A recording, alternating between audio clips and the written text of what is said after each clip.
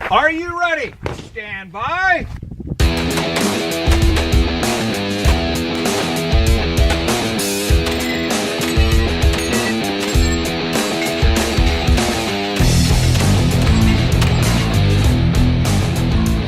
Welcome to the Three Gun Show, brought to you by Armalite. This is episode 154, and I'm your host, Dave Hartman. My guest this week is three-gunner, match director, and industry professional, Adam Maxwell. Adam, how you doing, man? I'm doing awesome, Dave. Good to be on the show again. It's good to have you back. We should give you some sort of like legitimate stationary title. I like special field correspondent, but I like special field correspondent too, but I mean, I'm an ambitious person, so really I'm going for co-host. Nice. Well, the road Someday. is long and arduous, but we wish you the best here. So we are here to talk about a topic that came up recently in one of the Facebook groups. Dylan Easley, our buddy Dylan Easley, put up a post in three-gun gear, match, ammo, whatever discussion. It's the one that has like 12,000 members, and it's got the picture of the Born to Three Gun as their main photo there, which is kind of cool. But this topic is about rule changes in three gun, and we're gonna discuss this in depth. And there's a lot of cool stuff that were brought up by people in the community, and a lot of good trolling that happened as well. And I thought this would be kind of fun to put this out for the audience and kind of get like our thoughts about it. My thoughts as like a shooter, your thoughts as like a shooter, match director, and someone in the industry as well. And so we're going to get into this. So be sure, folks listening, be sure to listen after the show for a special offer from Armalite. And Adam, before we get into this, what have you been up to lately, man? Well, big changes in my world. I actually started a new job. Where at? I got called home to Vortex Optics HQ. Sweet. So I now fly a desk at the Middleton, Wisconsin facility. In the customer care department. So I am the guy who sends you the free scope caps when you lose them, or answers your troubleshooting questions. Some of your troubleshooting questions. I'm one of the people on the phones and the emails who does that. So if you would like, you call in, hit 502. We can talk about anything you want. But I sit 5 feet away from my supervisor, so we should probably stay within arm's reach of optics. So do you recommend people torque their mounts quite a bit? Oh my God. That's like 90% of the phone calls that we get is people who think their scope's broken, but they've actually torqued the ring so much that the erector tube, which is an actual part inside the main tube, can't move. Oh, you're kidding. It creates all kinds of strange issues, and the solution, more often than not, really, if you can get them to calm down and do it, is to just loosen their rings up, run their turrets up and down, and then torque it to the proper spec. Huh, interesting. And people, I mean, if everybody would do that, like FedEx's annual gross would go down like, I don't know, 3 or 4 million. Oh wow! You know, I've had the problem with like loose scope mounts, but never over tight. Almost always over tight. Huh. No, of course. No, crazy. of course, I have a skewed view because we're in customer care, so like we see all the bad ones. But yeah, you see lots of crushed tubes from guys who don't understand the difference between inch pounds and foot pounds. I've made that mistake before. So and people who think their red dot's broken because it's not a perfect circle.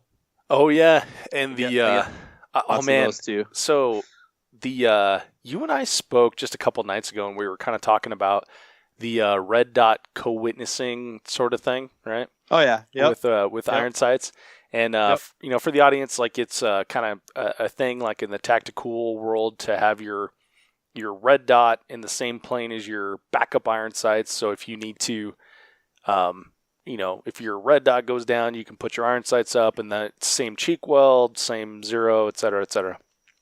But people make the mistake of zeroing their gun by co-witnessing instead of getting it kind of there and then confirming zero. So I actually, just after you and I talked about that, I went and shot a carbine match. And really? Yeah, all carbine match. Oh, I got to tell you about that, by the way, sometime. But it shot an all carbine match, and it's actually an AK match where they allowed us to shoot AR-15s if we didn't have an AK, which was kind of fun. So there was just a little under 50% of us that shot AR-15s. A couple people shot PCC, and then the majority shot AKs. But I did run into a guy who this was his first AR-15. In fact, it was his first time shooting it in the match. Like when the buzzer went off was his very first trigger pull, which is cool. And he had co-witnessed his red dot with the iron sights that came on the gun, and then he took those iron sights off. And again, first trigger pull. So, I guess I have like the curse of knowledge because like when I look at that, it's like, well, that's completely the wrong way to do things. But right. But I guess if I was new and I didn't know all that stuff, and like maybe I watched like a Magpul video or something, I would think. Oh yeah. I would think. Yeah, oh yeah. yeah. I mean, like I rarely talk to anyone who's probably listened to our show or this show. Yeah. But you know, it's just they don't know. It's not their fault, but it's you know, walking them through, like especially the stigmatism thing. It's like, you know, there's nothing wrong with you, but that's what it is, and it's not, because it always comes across in the ring torque thing too. It always comes across as like we're defending our product and we're trying not to back it up. Or whatnot. Yeah, it It's really like, does. So if I send you a new one and you do have an astigmatism, it's going to look exactly the same. Yeah. And you will have been without your optic for a period of time. You'll have gone through this whole process, you know, and you'll be right back at square one. Yeah. And it's the same thing with scopes too. It's like, dude, you know, your rings are too tight. No, that can't be it. It was professionally installed by a gunsmith. And I kind of cringe when people say that now. But like, yeah, dude, like I can send you a new scope, but that's not going to fix your problem if your rings are jacked up. Yeah. You know? So it's really, I mean, that's where the bacon is earned in that line of work, is like trying to talk some of those people down and like get them to be like, okay, no, this is really what's going on here. I just need you to try this for me. Yeah, it's education and persuasion skills put to use. And the other thing a lot of folks don't understand probably, or like the perception of our brand, our being Vortex, is that like, if something goes wrong with your scope, we just send you another one, a new one. Like we huck yours in a pail and then we send you a new one. Right. We actually Which I know that not to be true, because a very large team of very, very talented people who fix your scope. So they have all the special tools to take them apart. It's like think of like your car dealership. All right. Like right. Those guys in the back who, like, you know, when your transmission goes out, you don't throw the car away. They take your car apart, they put a new transmission in, and then they give it back to you. And we can do the same thing with scopes. And they're probably, dare I say, even better than when you first got them, when they come out of rifle scope repair. So there's some pretty savvy dudes in there. Yeah, so I got to go back there when I met up with Ruben at the Vortex Optics headquarters. Yeah, this is actually before you got there, obviously, but the went back and checked out where they repair stuff, and I was actually surprised the volume of repair rather than replacement. Those guys do work. And when they fix it, it's not like Randy takes the gum out of his mouth and like baling wires your scope back together. Right. I mean, it's a very white, clean room, you know, where they they have do all that, clean tables in there and everything. So the part that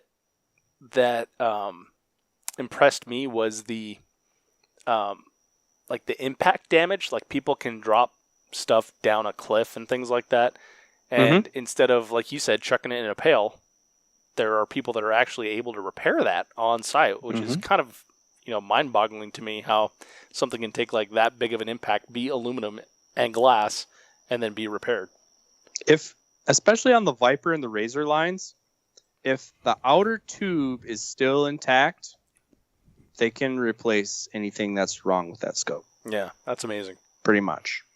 So, yeah, no, it's pretty impressive. And like one of the, you know, some of my initial training was watching them take scopes apart so they could like show me how they work, you know, and they have the cutaways and everything. And It's really cool. It's scopes they're actually a lot simpler than you might think. Like they're kind of like silencers in that like the science is easy, but the details are complicated. Oh yeah. Scopes are they're pretty simple in concept, but of course the minute details, like how they make the lenses, how far they space them apart, what they coat them with, all that stuff is super nerdy. But like the nuts and bolts of how a scope works is actually pretty basic, and it's actually it's pretty cool. So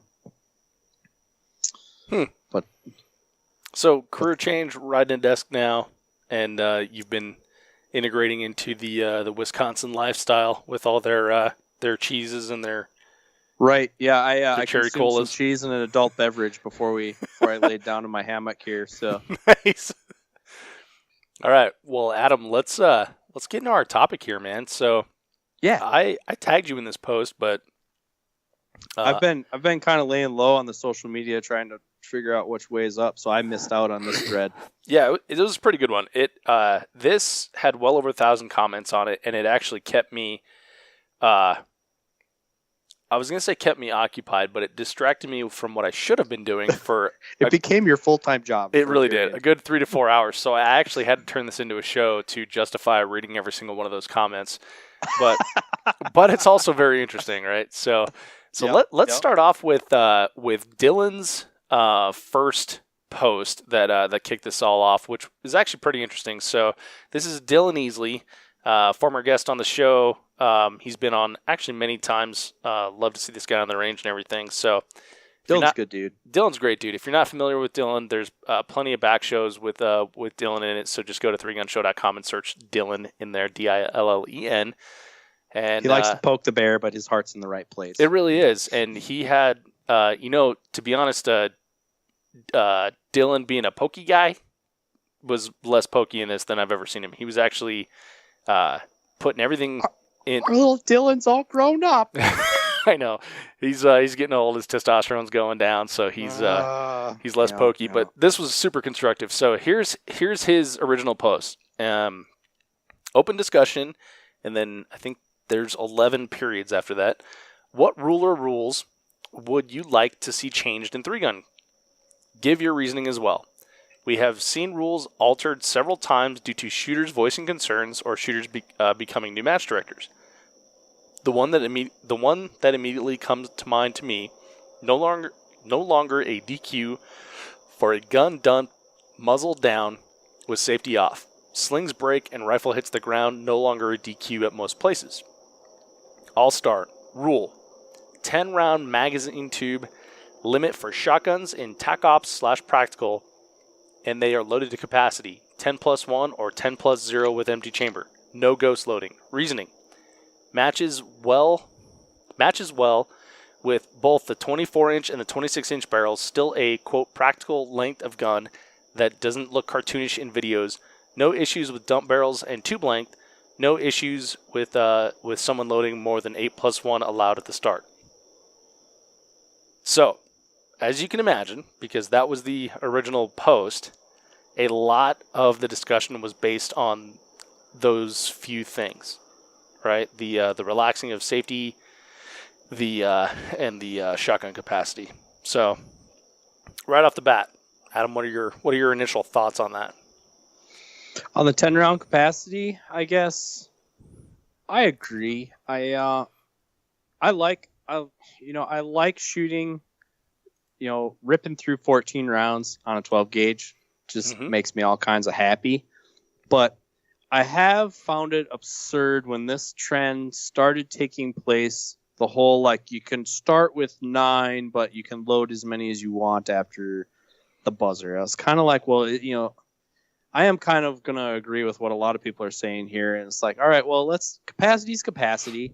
Let's decide what it is and let's cap it, Yeah. And I really like, left to my own devices, a 10-round tube is what I would shoot on my shotgun.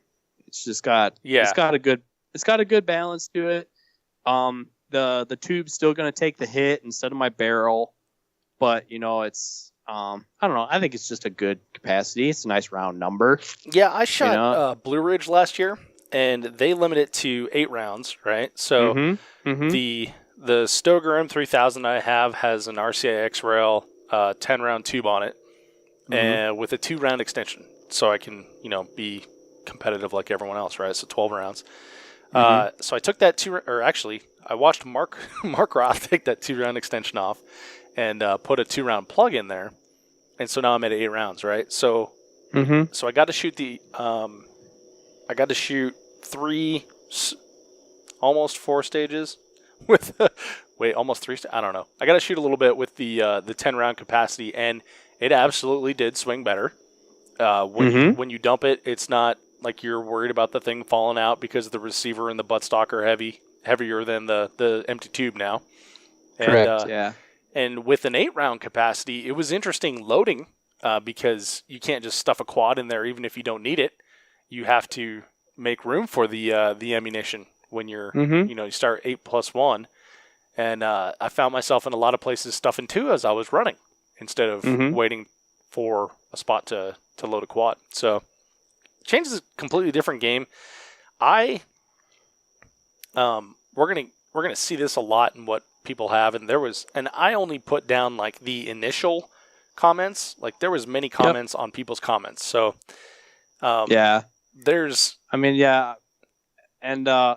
people.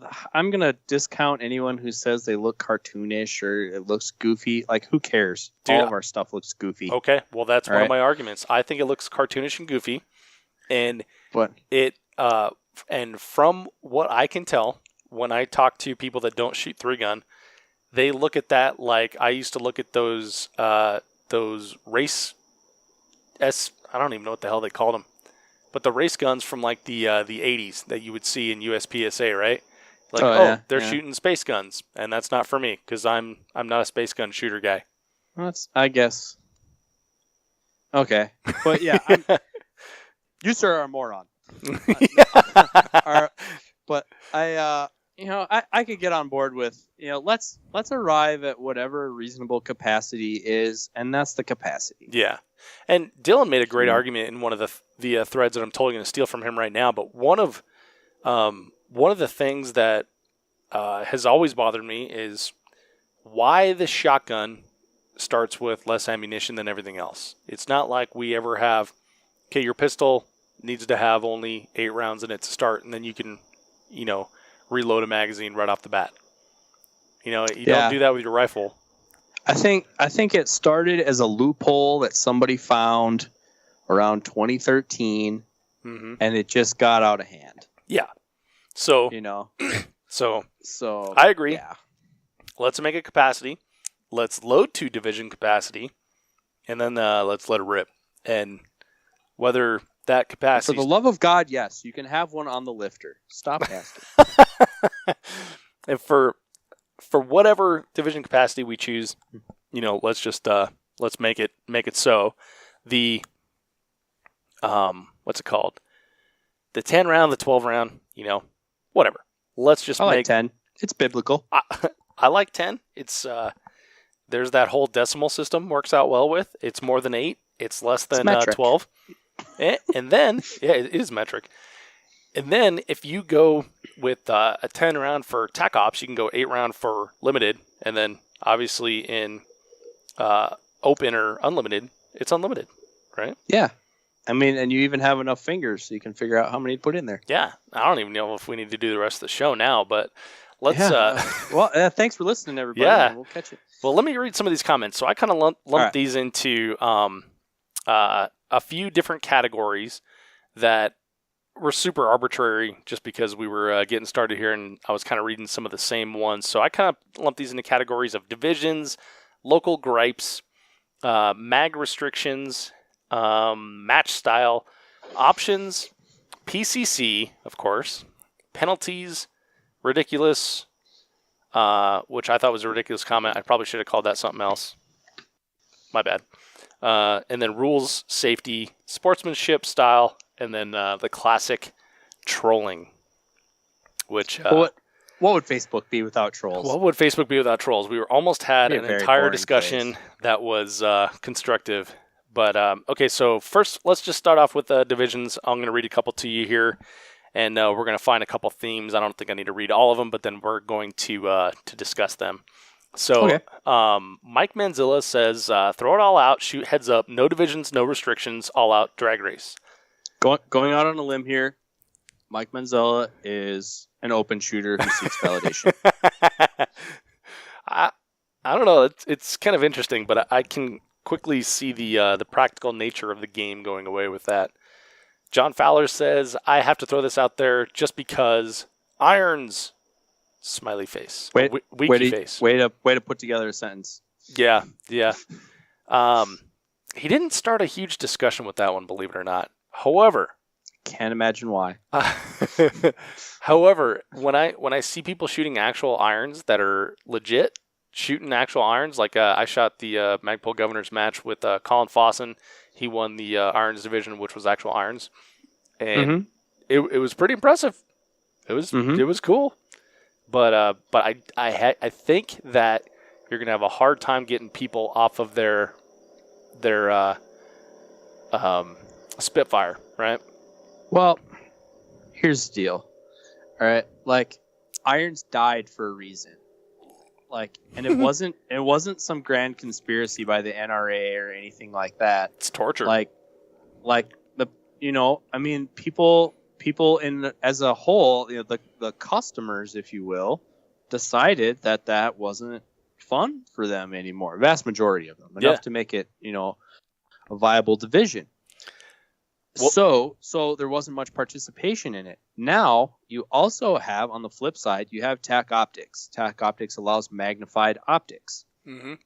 Okay, well, so that puts people with 1X optics at a severe disadvantage. And those would almost go away. Yeah, so those people who want to shoot those unmagnified optics, of which, I mean, to give you a perspective, I spend over 50% of my time talking about those products. At work. Okay. It is the very first thing that people buy. Very large segment of the market wants to shoot those optics. It's the first thing people buy. I did the same thing about it. And limited is a place for them to play. So, it's nostalgic to want to bring back irons, but you know what? If there was a group of people, if there was enough people out there who wanted irons, they would bring it back. Yep. They wouldn't need somebody to say it's okay. They would take it by force. All right. Just like the 1X Optics guys did from Iron Division. They took it away from the Irons guys. They're like, you know what? There's more of us than there are of you, so we're going to hang out here now. You just destroyed one of the arguments I'm going to use later, so let's move on. Wade Wallazy says, I think practical, and in parentheses says, I'm new, so I call it practical, should be 12 in the tube unless you start with a full tube. Another thought might be a new practical division that allowed red dots on pistols. It is becoming more and more popular. All of the practical division equipment rules apply, and like no pistol comps, no box-fed shotguns. So I liked where he was going with that, and he ended up in a terrible place. Wade, sorry, buddy. So the should be 12 in the tube unless you can start with a full tube. That's pretty much just what we said there. Practical division with a red dot on pistol. No, we got open for that. Yeah, that's open. Open's open.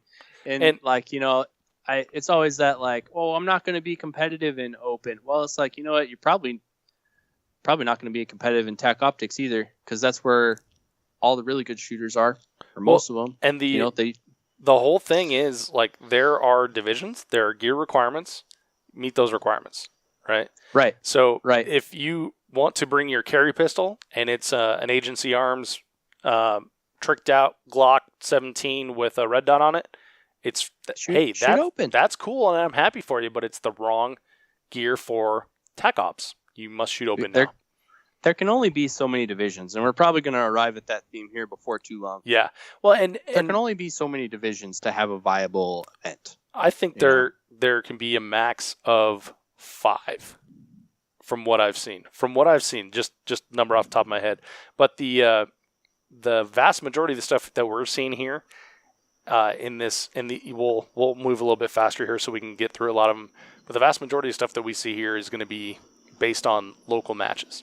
So I think a lot of times that we get or at least I know I do. I get stuck in the idea of like, oh, all these big matches like Rocky Mountain 3-gun and Fallen Brethren and Nordic Vortex Trigun and stuff like that. But the vast majority of people shoot local matches. So moving on here, Andrew Bolt, my buddy Drew, says, how about get rid of class except for TacOps, 10-inch shotgun, USPSA, limited pistol rules, and any mag for rifle but no bipod. I can totally get behind that. Brandon F. Hornbake says, I would like to see all class divisions based on age, sex, and occupation removed entirely. It is only divisive in my opinion and has no bearing on the ability to compete with any, or I think he meant any, with any against one another, with the exception of addition of a disability division. So allow me to say this about that. What's that? Who cares? I do. I'm saying it's like the high overall. They're small divisions for people. I mean, people would do the math and figure it out anyway. Mm-hmm. Like the cops would all figure out, like, they just want to know. Do they have to get a special walk of the prize table or whatever? No. But to like say we're not going to recognize that or we're not going to, contabulate those results, I don't see a viable argument for doing that. It's just a statistic. Go ahead and run it. Yeah. Yeah, I totally agree. All right, Michael T. Wheelock. Also, I think I totally agree because I don't fall into junior, senior, super senior, female, or Leo. So maybe I'd have a different opinion if I did. But moving on here, Michael T. Wheelock says, I would like it if running a red dot on my shotgun did not force me into open division. I say too bad. I concur. Corey Shield says, I would like a TacOps division with carry optics handgun. We're noticing kind of a theme here. Rob Malin says, to me, practical TacOps and open have become near blurred. Open hasn't changed. Seems like the practical TacOps division is heavy and too close to what open runs. There is very little that seems practical or tactical about what those divisions can run at times for the health of the game. The division could use some restrictions, in my opinion. And I think that's an awesome topic, but I think we should table it because many other people say that. So let's move on. I think that could almost be its own episode. Oh, totally. And it probably have to cover that at some time. But Nick Miller says my vote would be to leave the rules as they are. If restrictions are wanting to be placed on shotguns or any other gun, then create a new division for the 3-gunners to shoot in that wish to participate in this rule set. I see one of two things happening. Either that division will grow because the majority like to have a restricted rule set of that division, or it will die away, or it will die off the way of the dinosaur. Personally, I'd expect it to die off. So Nick just said one of the most reasonable, capitalistic, free market things I've ever said, and it really makes me angry because it's so reasonable, but I disagree with it. Well, Nick Miller is a very wise man. He is. Nick Miller's a great dude. I think you're going to see he's the voice of reason through a lot of these. Yeah. Or a voice of reason. I wouldn't say his is definitive. But, the reason there are other divisions is because there are always going to be guys who are going to get together and be like, we should all shoot with this group of equipment. We all have Garands in our safe. Let's go shoot Garands, or whatever. Well, Nick basically said what you just said about the irons being phased out by 1X optics. Yeah. And it is the most reasonable thing, but when you make a division that you call, say you call it like a TacOps Light, where you limit it to like a 10-round magazine in your shotgun and say 40 or 45 round box magazines on your rifle. And those are the only two changes you make. Those are so close to the traditional TacOps that it's going to be very difficult to fill those two divisions. Right. Unless you get like trophy hunters or whatever. Yeah. Nobody likes those. Right.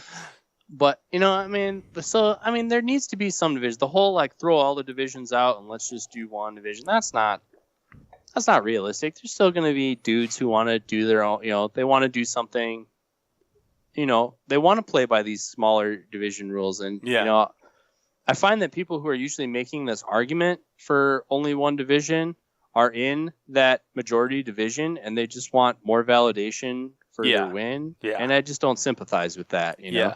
So, people, they're just out there having fun, and if there's enough people who want to have that kind of fun, to make it a viable division within the event, rock on. Well, I totally agree with you, but like I said, if you're talking about making magazine restrictions, you can't start a new division for a magazine restriction because it's like you did motocross, right? Yep. So if you what division were you in? What do they call it? I was in 250. Okay, so if someone said like, hey, you know what, 250 is just getting real close to whatever the next division up from there is, we need a 245 cc division. Mm-hmm. Like, that was actually happening when I was there. The two-stroke. How did that work out? Four-stroke revolution was going on. Yeah. So people were saying like 4 strokes, it's not fair, blah blah blah. They're going to totally kill the 2 strokes. Well, guess what? Everyone wanted to ride 4 strokes, so they did kill the 2 strokes, but not because of some government conspiracy by AMA. It's because everyone wanted to ride 4 strokes. So, it's what it is. I don't know if that's the proper comparison. What I'm saying is like, if you, no, I'm serious. I don't think you're getting it here. So maybe not. Yeah. So if you're saying like, hey, look, and this is the argument that I made in the thread quite often was open division, or excuse me, TacOps division is getting too close to open division. And then conversely, or not conversely, but at the same time, limited division is getting too close to TacOps division. So rule restrictions make those divisions actual divisions rather than just, an optic change on your rifle. Mm-hmm. Because the way I see it now is you could run the same shotgun in limited, in TacOps, and in open. And you run the same. Yep, and you can run the same pistol, and the only difference is the rifle. In limited, you would run a 1x optic. In TacOps, you would run a multi-power optic, 1x to whatever. And then in open, maybe you would add a red dot to the side of your rifle. Mm-hmm. So, and in TacOps, you can even add iron sights to the side of your rifle, and now that makes it even closer to an open rifle, right? Mm-hmm. So the divisions are so close together that it almost makes it not even worth shooting. Whereas if you go to USPSA, a production pistol, and until like the last 2 years when everyone started shooting the Tanfos, a production pistol was vastly different than a limited pistol. True. Right? So that's what I'm saying is like if you place, magazine restrictions on shotguns of like 8 in limited, 10 in TacOps, and then open is completely open, and then we'll get to this later. And actually, I should probably just read it right now. But the next person up here is Don Walker, and he said a lot of things. But let's see. So tac irons, he says, irons or a non-magnified red dot on the rifle, 30 round mags, production style pistol, which I don't know about that. DASA, striker fire, no mag wells, no shotgun extensions. That makes sense. Shotgun has no optic, limited to 9 rounds in the tube. TacOps as above with 1 optic allowed. Must be on the rifle. Same pistol. I disagree with that. And shotgun rules. And then, I don't know, he goes off and rambles there. But some other people made a an argument for 35 round, 45 round, whatever, box magazines. Get rid of the D60 in TacOps because that drum mags are for open, Do you see what I'm saying here? It's like you can't just say what do people want to do. I do want to talk about the magazines because people are going to want to just blaze away. That's what people are going to want to do. Well, let me ask this question: when we talk about splitting up the divisions and one division is too close to the other division is too close to the other division, does open division need to win the match? Well, no. Because what I don't think there's a high overall, and I think high overall is the most ridiculous thing ever because we're all running different divisions. Again, don't care. Yeah, nobody cares except for the guy that wins high overall. Well, yeah, but like, what gets me, being as deep into the woods in the sport as I am, like. People are like, well, that division, people shooting that division are too close to people shooting this division when Division B has significantly more equipment advantage over Division A. What annoys me about that is they're completely ignoring the athletic aspect of the sport. Mm-hmm. You know, I mean, Daniel Horner could win with whatever he wanted to. You know, it's the Indian, not the arrow. Right. You know, so just because TAC optics shooters are shooting so close to limited, that's because that's where really freaking serious athletes are. And well, truth be told, with a few exceptions, truth be told, most of the guys in open are just old guys with a lot of money to burn. Right. Or can't see and they need red dots, right? Well, yeah, and that's not a dig on them. That's just reality. It's fact of life. It's going to happen to you one day, God willing. So you can't. We always say it all the time in the getting started, conversations. You can't buy skill, right? But you can earn skill, and skill applies to anything that's in your hands. So a lot of times where I kind of like blow off some of these arguments is like, well, what if that limited shooter is just really good? You know? Like, I mean, I shoot in the overall, I shoot about where I would shoot. I'm within 10% of where I would shoot in TAC optics when I'm shooting limited. It doesn't make that big of a difference because the equipment isn't what scores the points.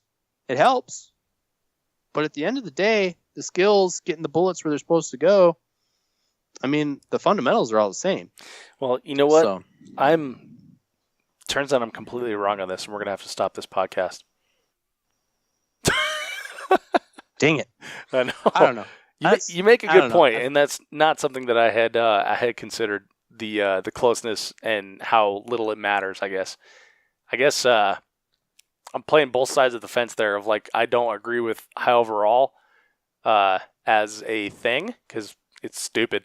But then, we're just kind of analyzing the thread. We're not going to come to any sort of conclusion. Certainly not just you and I talking. Oh shit, no. And that's not what we're trying to do. And that's both sides of the argument. And the community themselves can digest it and see where we as a sport want to go. But let's get both sides of that equation out in the open, and people can see it for what it is. Because I just don't think that side of it comes out very often. Because we're gearheads. You make a really good point there. So I guess the other thing we should have said at the beginning, is if you agree or disagree with us, leave a comment wherever you see this, whether that be Facebook, whether that be the Three Gun Show website, Instagram, whatever. Let us know what you think. And if you staunchly disagree with something we say, hey man, I mean, you got Dave's email. Yeah. Come on the show. Yeah, make a good argument on one of the comments on one of the social platforms or on the Three Gun Show, and we'll talk about it. But I do think it's interesting what you're saying. What came up about the magazines, because I've been shooting. Dude, that's our next one. That's our next one. I've been shooting a 60 round Surefire forever. Right. I don't use it all. I don't use it all the time. I do use it. I do use it a lot. I use it a lot of times because it's a good monopod. Mm-hmm. But what it did do, and this is the real question, 60 rounds, 30 rounds, 40 rounds, 45 rounds.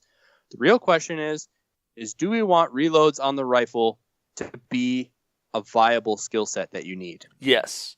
And because I totally agree. What the big sticks took away was the mandated reload. You never had to think about the reload ever again. You could just put in a big enough magazine.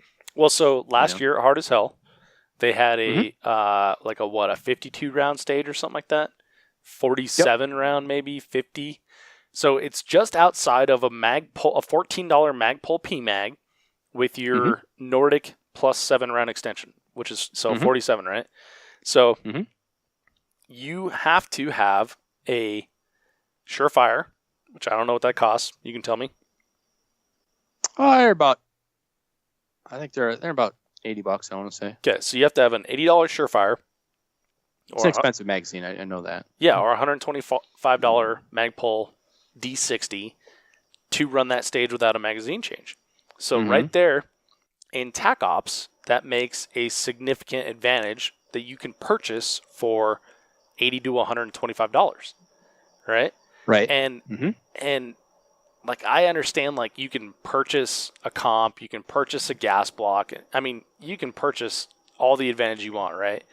But that particular thing, that's one stage in this entire match that's going to cost you $125 if you don't want the disadvantage of making that magazine change. And you shot that stage, wasn't really a whole lot of room to make a magazine change because there was a ton of shooting and moving, right? So Mhm.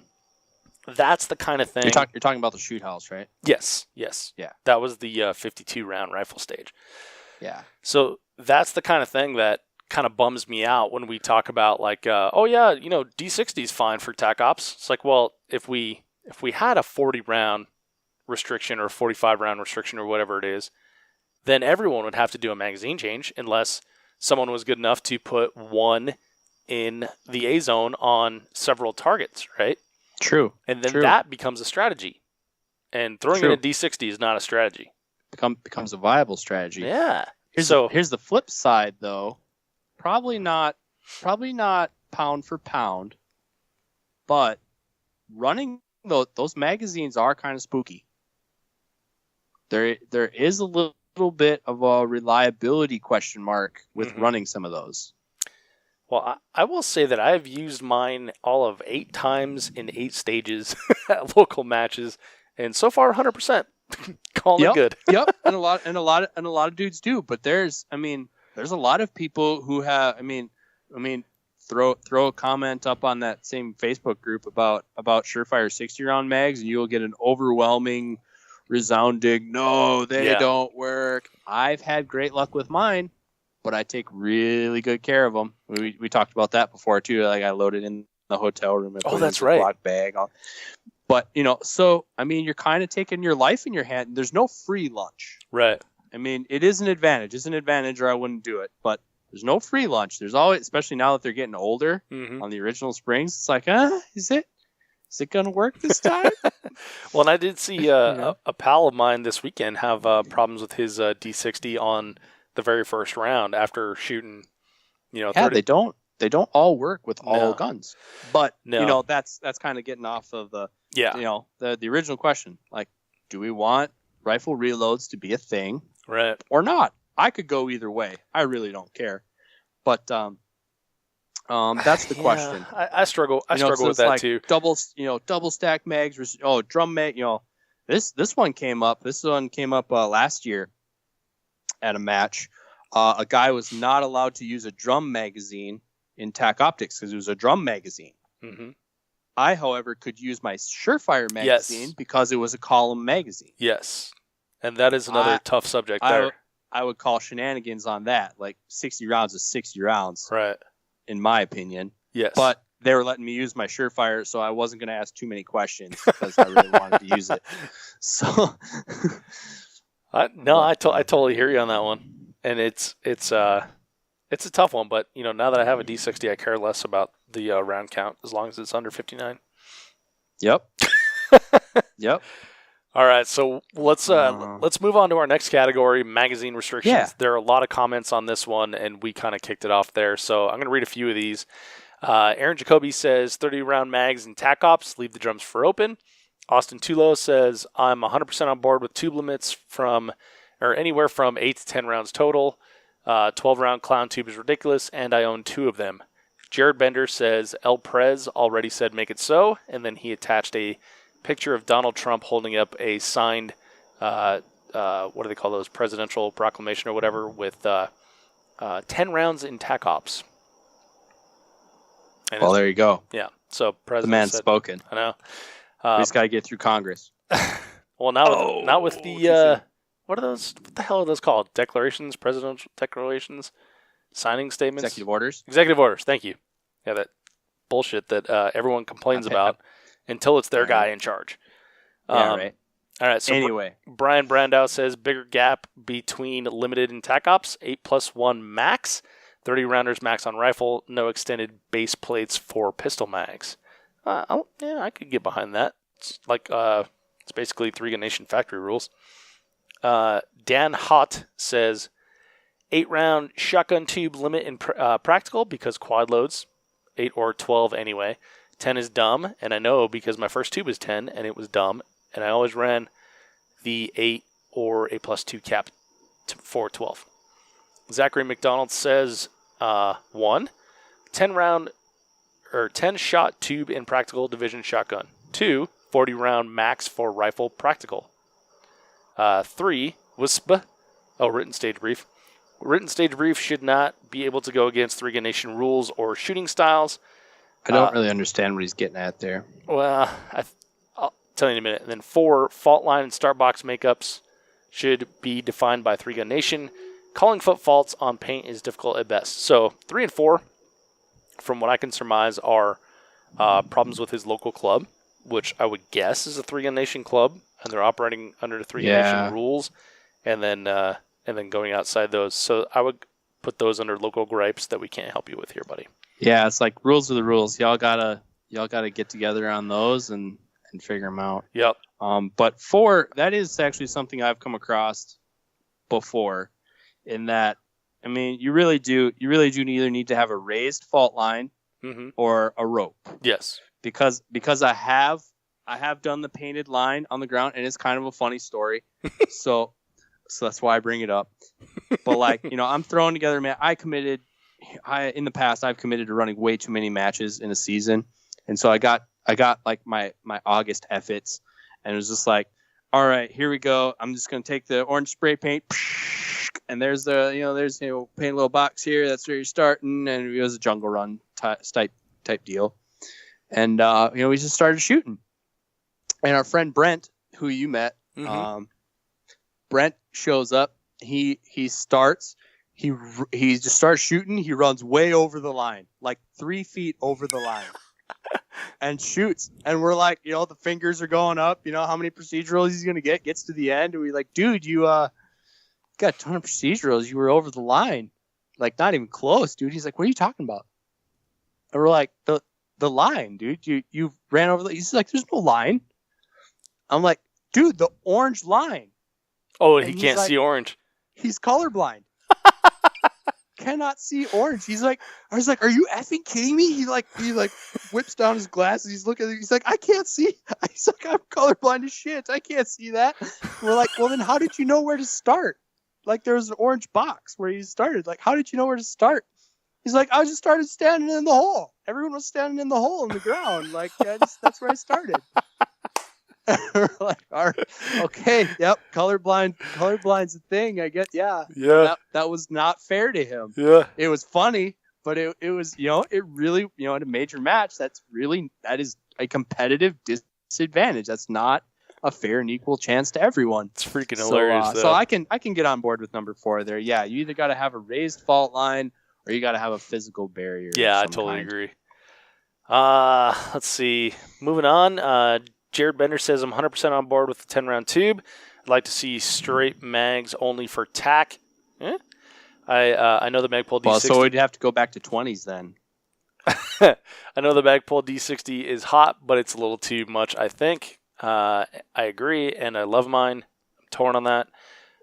Not so much a rule, but a wish. Let's limit slugs to 80 rounds max. I have a rifle for distance. Also totally agree. Dumb. What? Oh, you sir are a moron. Let's talk about this. It's a game of marksmanship with the least marksman-y thing that we own. Right. So it's hard. It's ridiculous. Right. But if you have that in your toolbox, like, how awesome is that? Well, I mean, I have it in my toolbox. I'm able to shoot, first round hits on slugs. Got my slugs dialed in. It's just stupid. It takes forever. It's dumb. I'll even say it's fair because no one practices it. I agree. I totally agree that it's fair. It's fair. It's like $1 a pull, so nobody practices it. But I totally agree it's fair. It's still dumb.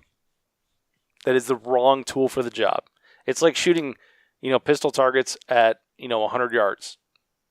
Well, that goes back to what's the point of the game? Is the game practical, tactical, or is the game a challenge in marksmanship? So I still look at the game as like it's a game, Yeah, I mean, today the game is a 100-yard slug shot. You and I have discussed this many times. I prefer to think of this as a game as well. The only time I ever bring up anything practical tactical is when we shoot shotgun slugs way out past where they should be. and Rob Tate made I think it was even a couple weeks ago. I think he mentioned that on the podcast. He makes the very good case for that match where they were the longest rifle shot was like 75 yards, but they did a 100-yard slug shot or something like that. Mm-hmm. You know, I was like, okay. But like, no, I mean, as a match director, I am trying to make I'm very wise man, Brian Payne, who you've met, Yep. once said, a stage should challenge the prepared shooter. So that's kind of always meant, like, Whoa. the prepared shooter should be able to make that shot. If the unprepared, if someone says, well, I never shoot slugs, so I can't hit that, I'm like, well, that's your fault. But, the prepared shooter should have a challenge. That challenge may be a 400-yard flasher. Mm-hmm. It may be a 50-yard pistol target. Well, I tell you, maybe a 100-yard slug target. I tell you, a 400-yard flasher is a challenge, and it's fun. A 125-yard shotgun slug target is a challenge, but it's not fun. It is if you hit it. No, I still hate it. Like, even when I hit it, it's like, this is fucking dumb. It sounds so cool though. No, because it's so throwing a mallet through the air. It's so far away you can't even hear it. Put those targets at 40 yards and go way fast. Go way fast on them. Go way fast. Way fast on them, dude. I tell you what, at the Generation 3 Gun Championship, we shot 6 slugs out over the water. One was like 60. And 5 of them were like 45 yards. And it was just... That was fun. All right. So, art of the deal. I will concede the long-range slug shots if we can just forget about this long-range pistol nonsense. Okay. Like long-range pistol, not fun. No, it's in my not. book. So, yeah. Okay. Well, I'll keep the slugs reasonable if we keep the pistol reasonable. I'm totally cool with that. I think I won. Right, I won on both of those. World peace. I think that if you look at your pistol, rifle, and shotgun, set, like a tool set, or like golf clubs, you don't get your like you said, your mallet. You don't get your mallet out to drive a nail because that is not the right tool for the job. It's a finish hammer there. It's just because it's more difficult with a mallet doesn't mean that you should use that. It's like the right tool for a 125-yard plus shot is the carbine. The right tool for pepper poppers could be the shotgun, could be the pistol. As the flip side to that, as the game and the equipment and the athletes evolve, it's getting harder and harder to challenge certain aspects of the guns. So that's where some of those presentations come from, So that's where the 4x4 plates at however many yards and the long slug shots and the really, shooting tennis balls with rifles. It's like we're trying to come up with ways to still challenge the shooter in an interesting way. Yeah. Be it practical or not. It's like, I mean, if I just go to a hoser match and, I don't want to, there's a continuum of like speed versus challenge and accuracy. I want to be somewhere in the middle. Like I want the competency and accuracy to be a component at speed, but it's getting harder and harder to run that razor's edge as an event promoter to appease both people. Yeah. So when I use shots like that, that's where it comes from. Because like me, I want the challenge of marksmanship, in a sport that a lot of times can just turn into a hose fest. Yeah, and I've definitely seen that at matches too. Really, the hard part for me, like right now in 2017, is challenging the pistol, like trying to have the open options format and drawing out the pistol. because I run at my matches, I run all the targets are optional. Mm-hmm. Out of that 3-Gun Nation inspired thing. Mm-hmm. And so with the shotgun and the rifle in play for most of the targets, it's like, how do you create a situation where it's viable for some, in the world where 60-round drums are legal? Like, how do you create the situation where someone's going to make the decision that, yep, I'm going to draw the pistol here? That's probably my challenge right now as a match director, because I don't want to say you will shoot this and then you will shoot that and then you will shoot these. I want to leave it open to options, but it's on me. If I'm giving everybody the options, I have to create the situation where it's at least a viable option, or where the pistol shooter can like have a fighting chance against the guys who want to shoot stuff with their shotgun. Mm-hmm. So that's my demons right now, is the pistol. I don't really have a problem coming up with fun and interesting things for the rifles or the shotguns. But to bring the pit, my matches have kind of gotten heavy rifle pistol or rifle shotgun, and I have to figure out ways to bring the pistol back into it. Yeah, it's funny because when I hear people talking about options, and we'll hear later on if we have time, is people say it turns into a pistol match. Yeah, exactly. It's because you're exactly. in Minnesota. How do you draw that shotgun out? Match? Yeah. Yeah, I mean, it's really easy. It's really easy to shut down guys who want to shoot all the pistols. You put one clay out there, and then they got to shoot the shotgun. Right. But how do you do the inverse with a pistol whilst still giving them a choice? Keeps me awake at night, Dave. Well, it's good. I'm glad you're kept awake or by maybe this. maybe it's the concoction of caffeinated beverages that I consume. I don't know. It's one of those two. That or the monster. All right, so our buddy Nick Miller again says, I like 12-round tubes on shotguns, no restriction on barrel length. I don't see why you'd limit that. 12-round TacOps versus some of the 20 or 25-round Vepr mags is a huge difference from TacOps versus open. He's got a good point there. He also goes on to say, I'm going to make some stickers that say Nick is right. ooh, Just gonna start, that'd be cool. I'm just going to start tagging stuff. Send me one of those. He goes on to say, I could get on board with 45-round restrictions on rifle, maybe a 40-round PMag, but nothing more than that. I do like using a D60 occasionally, but not totally necessary. Leave pistols as is, 140 millimeters. I think there is enough variation between TacOps and open right now. No need to restrict the guns. It just requires the MD, which I think is either medical doctor or match director, to get more creative with stage design and round selections, example, birdshot, slugs, buckshot, etc. My opinion. Damn it. Quit being so reasonable. I want to disagree with you, Nick. God damn you, Nick. I know. These are getting repetitive here, but a couple, there's like 20 in here, so I'm just going to read a couple more. Ben McPew on Instagram says, I'm fine with 10 plus 1 if that's what everyone is running in TacOps, but by God, old Johnny Boy is... Let me try that again. But by God, old Johnny Boy is running a 14-rounder than I am too. It does have advantages as far as loading 8 without worrying about how many shells are in the tube. I don't think it's stupid looking either. I think it's awesome. Smiley face. We aren't Canadian guys. We need to use our God-given capacity rights. TacOps is the only place to use long tubes. Open is pretty much a mag-fed game at this point. Yeah, not true, but it's the classic arms race. Yeah, you have to have one.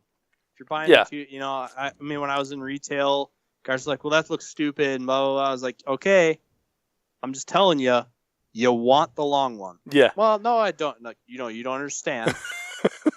You want the long one. Yep. And he's right. I mean, when the rules were devised, I mean, the Veprs and at the time they were Segas and the R&R guns, like they weren't really, I mean, they were in their infancy. Right. They were very at the time, the long tubes, that was open. Yeah. So I mean, yeah, open has evolved past TAC optics too. I mean, you're shooting a Vepr. Yep. I mean, all right, so that's it. So Jordan Griffith says, so Dylan, you want to take the division that 80 to 90% of people compete in and change the shotgun rule so almost all of them have to go and buy a new shell tube. That sounds terrible to me. What's wrong with the current rule of start with 8 and run any tube you want. I mean, we've talked about that one quite a bit. Talked about that one. But A new tube is like $100 or $75, something like that, and you spend way more than that on stupid shit. Our all replacement week. Nordic tube is $40. Yeah. If you use your same nut. Oh, if you use your same nut, there you go, $40. Yeah. So, what's wrong with the current rule set? Start with 8 and run any tube you want. For some reason, I just like. Why would we start downloaded? Why don't we start with 4? Well, I think what's wrong with it is like we kind of said earlier, it's a loophole that's gotten out of control. Like somebody figured it out, and nobody put a stop to it. No. Not even saying that they had to, but like it's just kind of to the point. It's like, well, what are we doing? The problem we've come is down this road this far. The problem is I've seen a lot of people that run matches in here saying like, oh, we don't have one rule book because we like it that way, blah, blah, blah. You'll never get it. It's all on the same page, et cetera, et cetera. Well, like it or not, they're pretty freaking close. I have not. They are. I shoot TacOps. The differences are just annoying. Exactly. So I've shot 3-Gun Nation. I've shot mostly Outlaw this year. I think I counted 14 matches that were majors that were Outlaw, 1 3-Gun Nation. And then I think 3 local matches or something. At the end of the day, that's why I root for the 3-Gun Nations and the United Multi-Gun Leagues of the world. Well, hang on. Let me finish. It's like... I haven't changed... Bring us together. The point is I haven't changed my gear the whole time. I've just changed the things that I do. Right? So, yeah, I mean, it's cool. It's cool UML's out there. It's cool that 3-Gun Nation's out there doing their thing. I think 3-Gun Nation tried this, bringing everyone together thing a long time ago, and it didn't work out. So I don't know if it ever will. You asked me on one of the recons, a while back, like, do I read the rules before I go to a match? Like, no, I don't really have to read the rules. I read the sections of the rules that no one can agree on, so I know which ones we're playing by here. But like, I know what the 180 rule is. We've all pretty much agreed on that. Yep. So. All right, so let's move on. Let's talk about match style because we beat that one into the ground. Kurt Ewald says, not really a rule change, but many places have gone way into the area that 3-gun is supposed to be more than competition of shooting and more about how fast or how long you can run, climb, kneel, crawl, and still shoot. Don't get me wrong. I think it's a combination of that. Damn you, autocorrect. Yeah, I don't know what he was trying to say there. Is required for you to challenge the proper skills, but it has gone way past that point as at so many matches. Yes, I'm fat and older. Thank you for your honesty. I'm never going to keep up. We love you anyway. Yeah, we do. We totally do. I'm never going to keep up with someone half my age anymore if they have any amount of shooting skills, but whatever, just my opinion. So, dude, what's your point? What you thought on that, man? I got thoughts. What's your thoughts? What's his point? Like the game has evolved to the point where I'm not good at it anymore. Well, what I heard. So what I would say on this, that could definitely be it. But it could also be like, hey man, y'all are serving key lime pie here, and I don't like key lime pie. Well, that's cool because there are 13 other different types of pie that you could choose. They're just different matches. And the market's kind of spoken. Like the game hasn't gone this way because of some evil plot.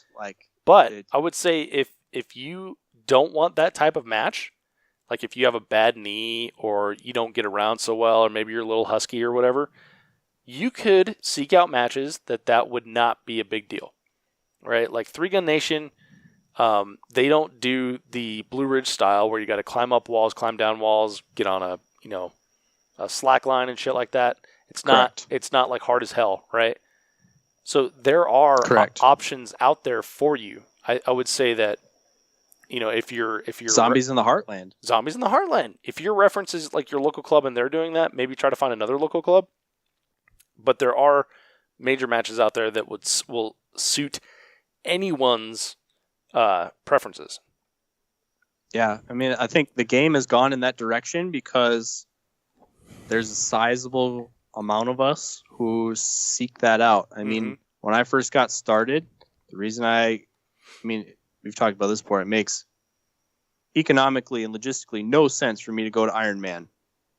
But I would go to Iron Man because that is the only place that you can go to do that. Right. You know, it was over the top.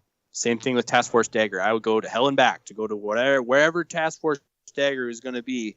I would go because it was an awesome match and it was over the top, doing all that shenanigans that we can't do at our club matches. When I travel to a match, I expect something more than I can get at a club match. And as club matches evolve, that's getting harder and harder to do. But there's my age group, our age group, the millennials. That's what we're seeking out, Right. And so, they've tried some of these get back to basics or back to what it was matches. Resurgence being one of them. They weren't terribly successful. Right. That's just capitalism. Yeah.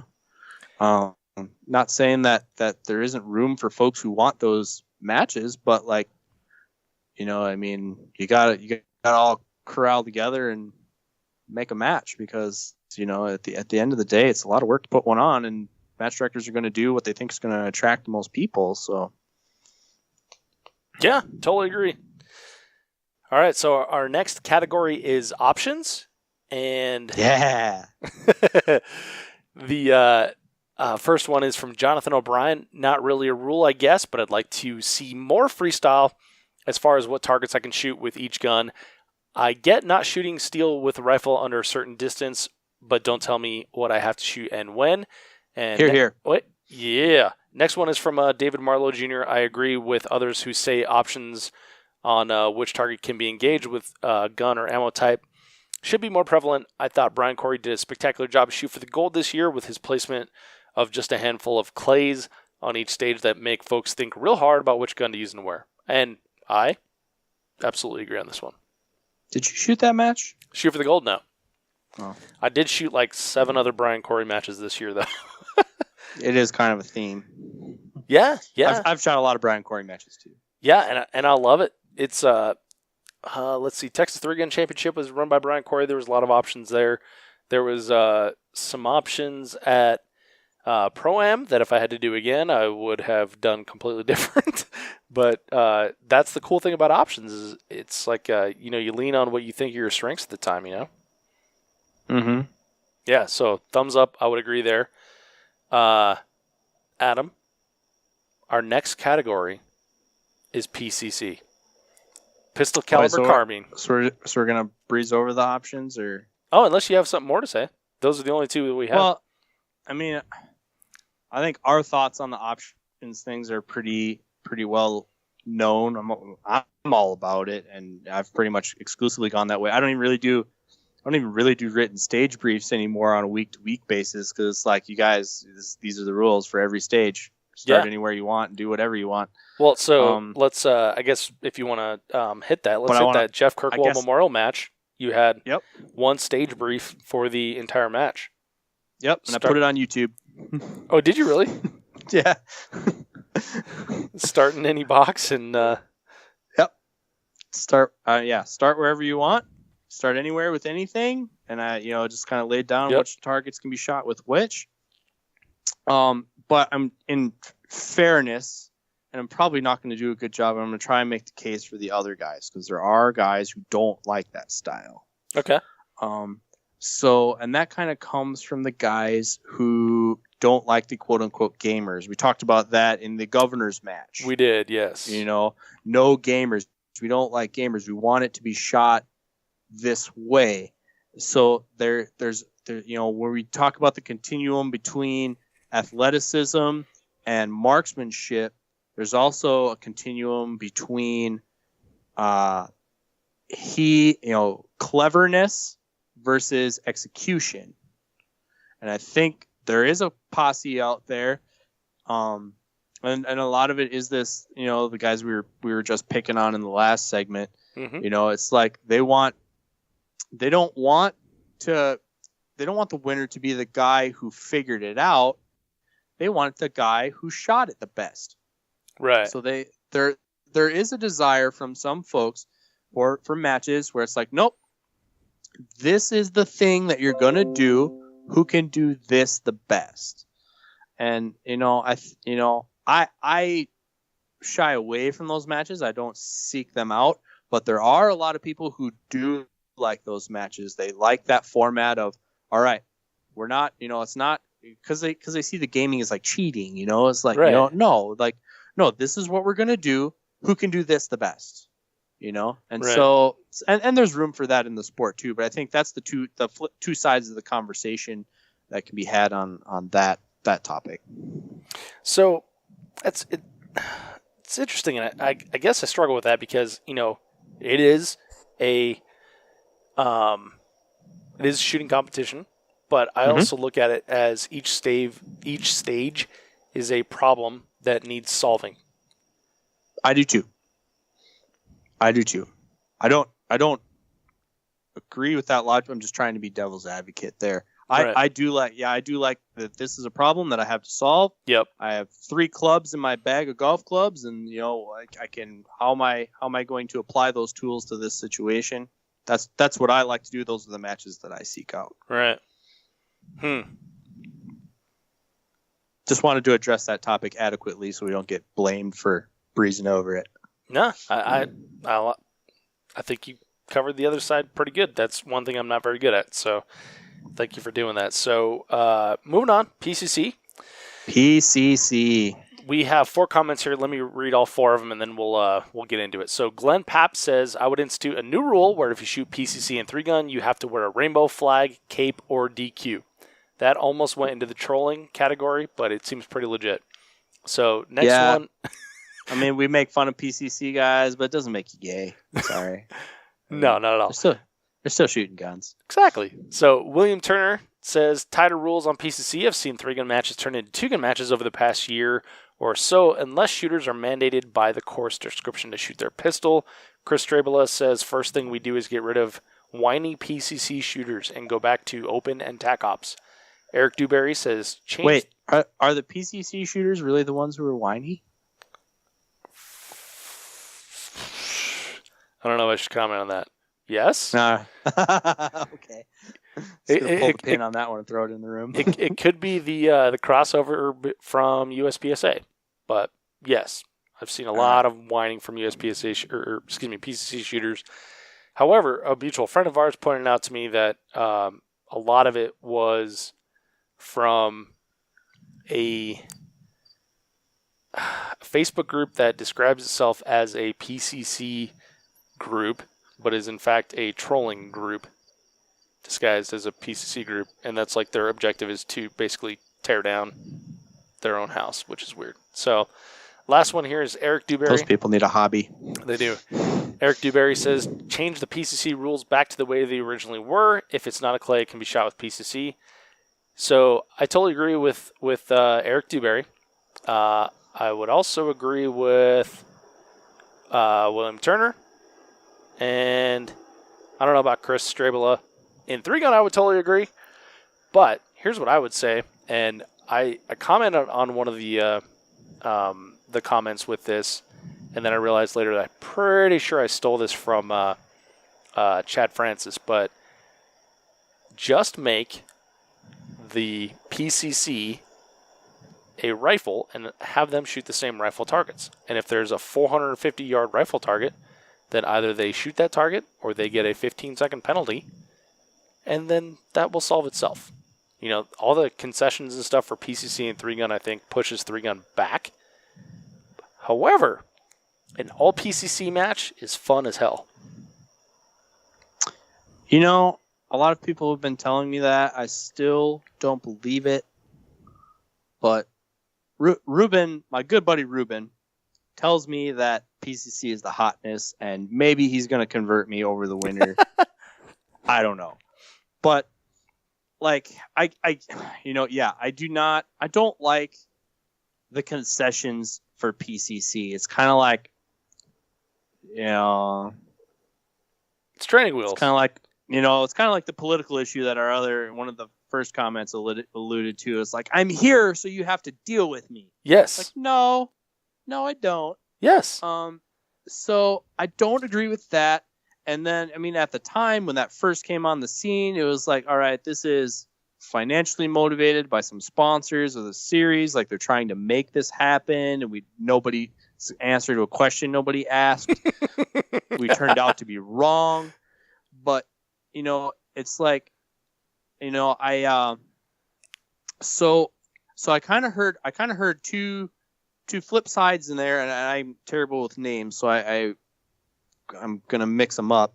But there are the guys who are saying PCC should go back to the way it was, where you can shoot anything with a PCC unless it's a clay. Mm-hmm. And to that I say yes. To the people who are like, well, PCC is just a rifle, and if you don't like it as a rifle, and if it's a disadvantage, it'll take care of itself. Okay, well, that's trying to kill the division. All right. Which we've established now, over this length of time that it's been in the game, that no, there really are people who really want to shoot these guns, so we should find a way to include them. There should be a place for them to play with these guns. I disagree. It should be a completely different match. Be it in this sport or another sport. It should be another sport. It should be another match. Cool. It's completely different. Cool. I'm totally on board with that. I'm not, however, going to run any of those matches. I have enough to do. I'm totally going to go shoot them, though, because it's fun. What I did, I mean, you know me, I like to party. Open's open. Right. Well, let's make it 4-gun. If you want to shoot PCC, freaking go to town. If it's the right tool for the job, use it. And if it's not, well, you got your bottleneck rifle over there too. Why don't you shoot that? Yeah, so I kind of like that. That's kind of where I'm at. I kind of like that too. And that, so I haven't shot UML. I've had a couple buddies tell me about it, and it sounds like that's kind of the same thing, right? Where you just go to the stage and you figure out what's the proper tool for the job. You look at it as like your golf clubs. You select those tools. Mm-hmm. Yeah, so that's kind of where I'm at. I'm not going to make an accommodation for you, but if you want to use it, you want to shoot open, go ahead. Or I don't like the accommodations. I don't like where it's no, you have to shoot it as a rifle, or you have to shoot it as a pistol, or like we're in written or like target designations. Like if your written stage brief is more than one paragraph, which is 4 to 6 concise sentences. It's too complicated, Yeah, I nobody's totally agree. paying attention anymore. So I'm okay with it taking. Keep it simple. I'm okay with it taking place of a pistol as far as poppers and paper, because that's really fun. I'm okay with it taking place of rifle as far as paper. Mm-hmm. I'm okay with it taking place with of shotgun as far as poppers and knockdowns and stuff, because that's cool too. But when you get to like a 300-yard or 400-yard target, and now okay, well, the match director has to set some extra targets out there, but they're only going to be 100-yard max. They got to be this size. Now you're making concessions, and they're not shooting the same match. So I don't want to bring in the rifle targets for the PCC guys. Yes. So either you shoot I like the shotgun, so I don't really care if they're whining that they can't shoot all the shotgun targets with the PCC.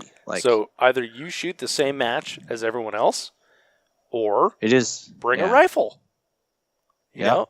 So I or go invent PCC and give it a sexier name that's less syllables. Yeah, and there's a ton of people that are doing that right now, and so I would say yes, there are. Maybe have some patience, and it'll come. But 3-gun is not the right place to play. And this coming from a guy, you saw me struggle through a PCC match when I was shooting the 3-gun Nation Southwest Regional. Yeah, I'm not trying to run them out of town, but I don't have to, if you want to play 3-gun, you're here to play 3-gun. And if you want to play 3-gun with a PCC, we'll figure out a way to do that. But we're not going to reinvent 3-gun just so you can shoot your PCC. I'm not about that. I totally agree. And I think what needs to be done is PCC shooters to unite and create some sort of league or something like that. And I think that would be cool as shit, because shooting all PCC matches, as I found out at the Lucas Oil PCC Championship, is a ton of fun. It's great. Yeah, I think there's enough of them out in the open now that they're gonna get into a corner somewhere and be like, all right, guys, so these 3-gun people don't get us, and USPSA certainly doesn't get us. So what are we about? Well, here's what I find out though is that the from what I've seen, the PCC shooters in USPSA, they get hounded by USPSA, right? But they think that it's super not cool how USPSA treats PCC. But as a community, like shame on you. I totally agree, and their perception, because they came from USPSA, is that 3-gun style outlaw matches are so outlaw that it can't even be shot. You shouldn't even go there. It's so outlaw. It's like, put your daddy pants on. Come on. Like, the grown-ups are talking. So yeah, seriously, man up and go shoot a goddamn match. Yeah, fucking pussy. Yeah, but I mean, here you'll appreciate this. I like to shoot guns. So indoor league has started here. I just went for the first time last week, and I asked Ruben. I was like, "Can you shoot 2 guns?" Because I'm training up, so I want to shoot my pistol. Like I'm going to shoot limb and limb 10, so I can pull the trigger as much as I can. Right. He's like, "Yeah, man." And so we go to sign up, and Ruben's like, "You can shoot PCC and a pistol, right?" And the guy's like, "Yep." And I was like, "Hey, can I shoot 2 pistol divisions?" And he's like, no, you can't do that. I'm like, what? I could just tell there's no negotiating this with this guy. So you could see my options, David, are shoot 1 gun or shoot 2 guns. And to shoot 2 guns, one of them has to be a PCC. So you know what I'm gonna pick. You're gonna get a PCC. I'm gonna borrow a PCC until the one that I'm buying gets here. Nice. And maybe in the spring I will come out of my cocoon and I will just be a PCC butterfly. Right. But I don't know. It's a long way from here. I'm not there yet. Maybe if they let me shoot silencers, then I'll be down with it. All right. So there are there's one category left, so let's cover this one pretty quick here, and I guess we don't need to cover this quick, but let me go through the comments on it. This one is safety. Austin Tulo says, I don't agree with gun off safe equals no DQ. The mental awareness required to safely dump a gun needs to be emphasized, not dumbed down. My local scene is getting a little scary. Mark Pasmanic says, start to actually follow the 4 rules of gun safety, sweep someone, DQ no matter what, 10 rounds for tack limb shotguns, 30 rounds for mags for tack limb rifle. Open is really open. Brad Hall says, working grip safety equals safe condition. Assuming he means pistol abandon there. Chris Anderson says, I feel like people are putting way too much effort into making safety violations no big deal. Safety was bumped off. Sounds like the beginning of a story of how someone got shot. We can still go plenty fast and be safe at the same time. That should always be the number 1 priority. People getting hurt will end this sport faster than anything, which is a very, very good point. Phil Harding edited his comment, but it started out with, I'd like to see chamber flags become a strict requirement. It says see below. Disagree. So his comment was basically he wants to make it okay for people to sweep each other in the parking lot if they're putting their guns in their gun carts and stuff like that. Is that what we're talking about? That was what he was getting at. And the reason for the chamber flag is so you can see that it's safe from a distance. So he got ripped apart in the comments on that and kind of backpedaled a little bit. Okay, so his butt already hurts, so I'll leave him alone. Yeah, go ahead and leave him alone on that one. But I think everyone just said, look at the four basic gun rules, right? So Josh and Jess Loganville, which is Josh? No, I think Josh is too busy, so this is probably Jess. Jess says, "Oh, really? No, I'm kidding." I'm sorry, Josh. with regards to using 2011 grip safeties as sufficient safeties, would an 80 series pistol be legal due to passive safeties, where a 70 series gun is not? Is an 80 series pistol not the same as an XD or Glock or M&P? For those that don't know, an 80 series pistol has a firing pin safety that is depressed when the trigger is pulled. Any thoughts? And those are our safety comments. Okay, it's not interesting, so I'll just knock that one out right out of the way. 80 series, grip safety, all that stuff. Anyone who actually like tries to debate that doesn't really understand how they mechanically work. A grip safety? Yeah. Like how much metal is actually like keeping it from going off. Oh, yeah. So it's just like a small little leaf spring, right? Yeah, so there's that. And my real question would be, how do we test it? How do we know that your 80 grip safety or your Series 80 safety is working? Mm-hmm. How do we know that your Glock safety is working, for that matter? Yeah, especially some of these raced out Glocks. I'm sorry, not all the safeties work on those. But how do you test it in a fair and objective way? I don't know.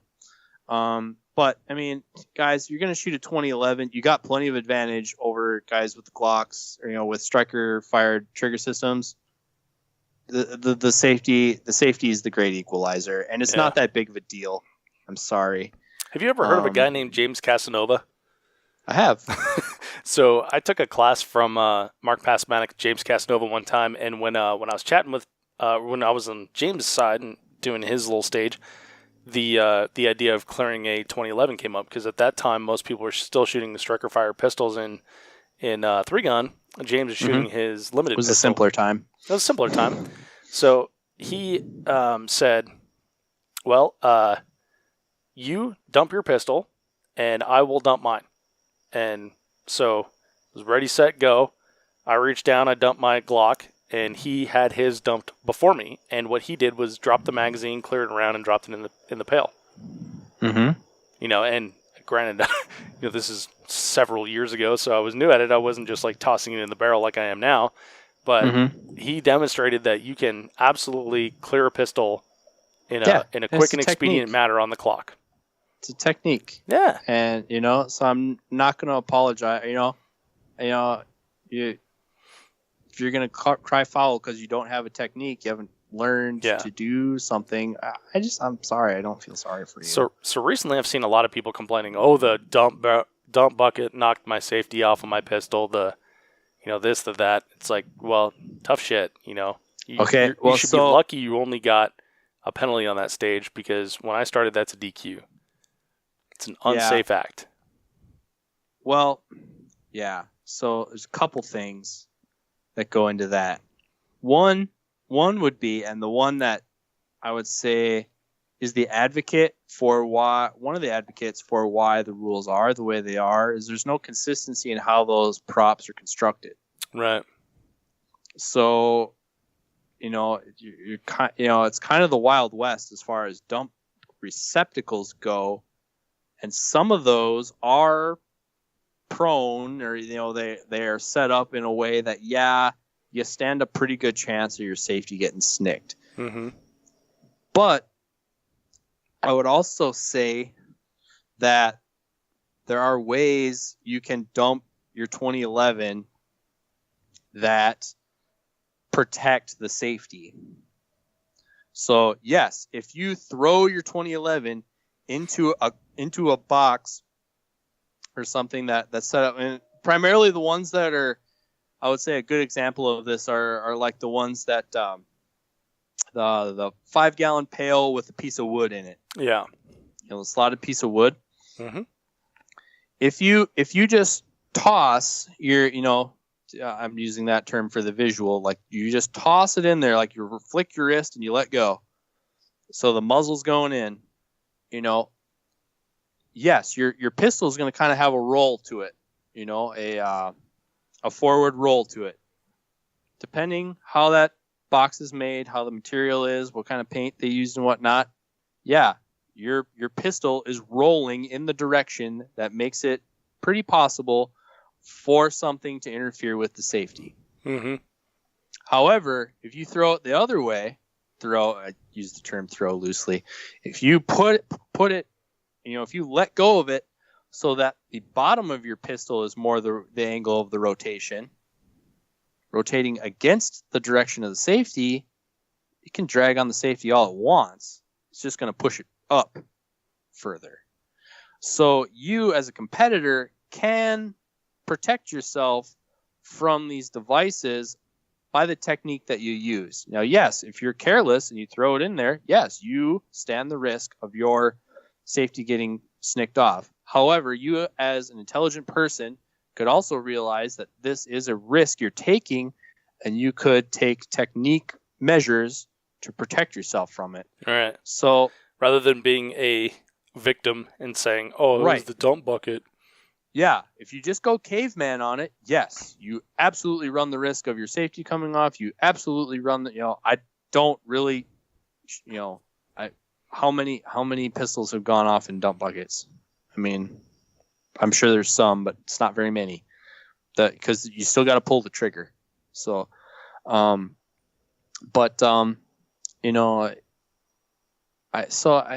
see both sides. The reason I would support it not being a DQ is in the world of the major match. I mean, you think of the guy who came, he paid his fee, flew all the way across the country. Dude, I don't think a dollar investment counts for safety. No, but okay, but so you're gonna shut down this guy's match because potentially a faulty prop. Put him in a compromising position. Mm-hmm. I can see both sides of it, but it's like if you're gonna shut down a guy for something like I don't see the. I guess here's where I'm coming from. I don't see the gun sitting in the barrel with the safety off as inherently dangerous. It's true. Because the gun still needs to get manipulated to shoot. That's why I don't think it should be a DQable offense. Now, I don't think it should be so lax that there is no incentive to get it right, which, we've seen examples of that too, where it's like, okay, well, there's no danger here, so I don't have to be careful. That's not true either. I still think it should be a harsh penalty. But I don't think it should shut you down. So what's harsh? It's an excellent question, David. and then I have a follow-up. I think, for the sake of conversation, I don't think it should stop your match, but I think you should drop 10% so in that match finish, in that stage finish. Stage DQ, 30-second penalty? I mean, a 30-second penalty is a pretty big penalty. A 60-second penalty is a pretty big penalty, but you still have a score. Right. You still have a score, and you can still come back from that. Well, it's hard, but you still can. I don't think you should get shut down and go home. So my opinion on it. What then? What do you think about an AD in the dump barrel? Well, AD is an AD. Okay, so DQ, right? Yeah. Okay, so then what do you think about, well, this guy traveled several thousand miles to get here. He spent X amount of dollars on this match. He brought all his ammunition with him. He has a 3-day kitchen pass. Let's let him shoot for no. Let's let him shoot for no score. Faulty equipment. Let's let him shoot for no score. No. No? No. Tell me why. Because while the pistol or the gun sitting in the dump receptacle is not in and of itself situation dangerous. I'm talking about is a long gun. Yeah. Because I saw this happen. But yeah, oh yeah. I mean, I've been at matches where the shotgun went off too. But so, I mean, we're running on the ragged edge, right? I mean, some of these triggers we're running, they're right on the edge of working, but not working. Depending on who did that particular system. The gun sitting in the ground in the receptacle with the safety off is conceptually dangerous. The gun going into the receptacle and discharging a round, that is actually dangerous. I gotcha. So that's where I would draw the line. And so I agree on that, but you as a competitor, it's on you to make sure that your gun is safe to go into a barrel and get jarred enough that it's not going to shoot. This would be that's my thought on it, I guess. So then let's go to the letting the guy shoot for no score. I have my own thoughts on this, but why would you or why would you not let him shoot for no score? Well, like, I mean, the whole DQ and you're done thing is meant to be. It's meant to be, scary. It's meant to be serious enough that, like, no, you really need to adhere to these rules, or you can't shoot with us. And if you cross that line, you can't shoot with us. So it behooves you to make sure you're not only on this side of the line, but maybe a step or two back from it. Mm-hmm. Is where I'm at. I mean, because I've had to make that decision as a match director who is also in the business of firearms and stuff. I had to DQ one of my best customer. Oh yeah, very best customer. I had to DQ him at a match, and then my partner came up to me and was like, "Well, can he still shoot for fun?" And it's a Wednesday night. It's just a Wednesday night league, but it's like, no, a DQ is a DQ. Yeah, you did the thing that you can't do. And you're on timeout now. I mean, I'm sorry, but that is the penalty. So if you don't want that to happen to you, you as an adult need to make the decision that I'm going to for sure stay on this side of the line, because the other side of the line, what happens when you cross the line is unthinkable. I totally agree, man. I would land on that. But I did a lot of talking. I don't know. Do you have thoughts on this? No, I totally agree. I've seen it way too many times where. And by way too many, I mean less than one hand if I'm counting by hands, right? Mm-hmm. Where someone will DQ for a super safety infraction and not like a, safety off in the dump barrel and nothing happened. But then, someone will take into account, their time or dollar investment and then let them continue to shoot. And that's where, like, I think the penalties that should shut you down should be serious enough that you're done. Yeah. Well, and in both cases, like, it shouldn't be like, oh, well, I know it was that one thing. Sorry, man, that's just how it goes. Yeah. But you can still shoot. Well, like, and in like, both if cases, you can still shoot. In both cases, I was on that person's squad, so now you have to worry about is this person going to put a hole into someone else in the match? And if they do, then when the cops come, what do you tell them? Like, oh yeah, this guy committed a safety infraction, and then we let him continue to shoot, and then he shot someone. Yep. Yeah. That's going to be a hard one to explain. Yeah, and I've made other decisions based on that. I mean, and that's kind of the crappy. Like, if you've never run a match, that's the side you don't have to think about, but somebody has to. Like, yeah, when the EMTs show up, what are you going to tell them? And if you can look them in the eye and say, yeah, this is what we did, and this person didn't adhere and it got out of hand, that's one thing. But it's like, no, if you created an unsafe condition, there's lawyers out there, man. They're hungry. Yeah, absolutely. All right. Well, so we took this one. We took this one pretty serious, Adam. Let's tired of talking about that one. Let's wrap. So that's our last one. Oh, I'm sorry. There's one more. Sportsmanship. There's one more. Sportsmanship. Oh, okay. And then we'll get to the fun one. So sportsmanship. Don Finkbeiner says, I agree with those rules. Maybe a 12-round rule tube limit for a wider separation of divisions. And as much as it pains me to say this, there is a growing trend of tolerating unsportsmanlike conduct at some matches that might need a couple of hardline rules to correct. So I think that I've seen some unsportsmanlike stuff over the last year.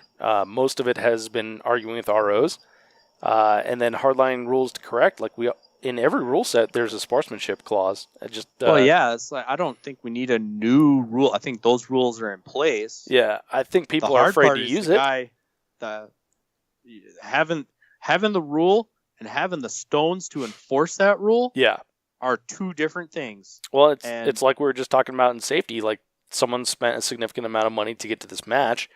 You don't want to eject them just because they're an asshole. But on the other side, it's like, we don't want them here. Well, and that my perspective is the exact same as yours. Like, yes, we don't want people like that at our matches. But and the reason it gets everyone's afraid of social media and Facebook that they're going to get torn up on Monday. Well, you know what? I will back any match director that ejects someone for, getting into it with an RO. Yeah. Yeah. I mean, and the reason maybe some of these cases even come up is sometimes it's the perpetrators are people who should be held to a higher standard in the first place. Yes. But at the same time, they are harder for the event staff to throw out because those choices have consequences. Yeah. So yeah, they absolutely do. Like whether it's like their sponsor pulling sponsorship or whatever, or just knowing like, oh, it's a crappy position to be in. They ejected famous shooter guy. Yeah. No, I mean, it's no excuse. I mean, no. None of us are making a full-time living at doing this. So like, we're not getting paid enough to put up with your crap. You're still expected to show up and be a decent person. And if you're not, then you're not welcome. And this world is too small to allow that, Right. It's not like you can just like, oh, well, I'm going to, not shoot the matches that guy shoots because there's only so many matches out there. Yeah, man. And if you're that person having that conversation with that RO in this day and age, assume that you're being recorded. Yes. You talk about the range officials getting lambasted on social media. How would you like to be the shooter who got recorded saying that to somebody? Mm-hmm. Think about it. It's not that far out of plausibility. Yep. Look at what's happening in law enforcement these days. Those guys are held under a very critical eye because they always get recorded. Well, I mean, body cams. Remember for ROs. that goes both ways. It goes both ways. Everybody's got a phone, and if you're thinking that somebody isn't going to get you on film in your colorful shirt tearing down a volunteer who's sunburned and dehydrated, it's not a good look for you. It's not worth the risk. I wouldn't think it's worth the risk. But exactly. All right. Well, Adam, let's cover the fan favorite here, the trolling category. The Dave factor.